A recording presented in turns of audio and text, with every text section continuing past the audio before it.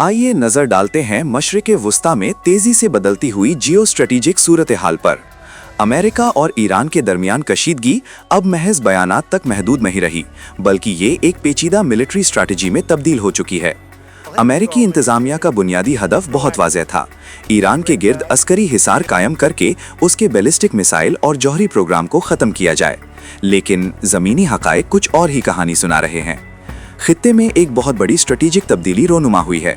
America के लिए सबसे बड़ा चैलेंज ये है कि अरब ममालिक ने इस जंग में हिस्सा लेने से इनकार कर दिया है, और उससे भी ज़्यादा अहम बात, बहीरा अरब में चाइना और रशिया की नेवल फोर्सेस की आमद है। अमेरिका, जो ईरान को दुनिया से काट देना चाहता था, अब खुद एक अजीब मुश्किल का शिकार है।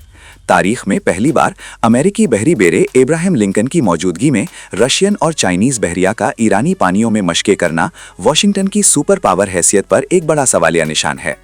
ये मशक़ें महज एक दिखावा नहीं, बल्कि एक वाज़ेह सिग्नल हैं कि अगर वेनेजुएला की तरह ईरान में कोई एडवेंचर करने की कोशिश की गई तो उसके नताइज तीसरी आलमी जंग की सूरत में निकल सकते हैं।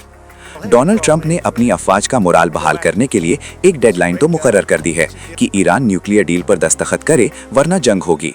लेकिन माहिरीन के मुताबिक चाइना और रशिया अब ईरान को हारने नहीं देंगे। बज़ाहिर ये लड़ाई तेहरान और वाशिंगटन के बीच है, मगर दर हकीकत ये जंग आलमी बालादस्ती की है।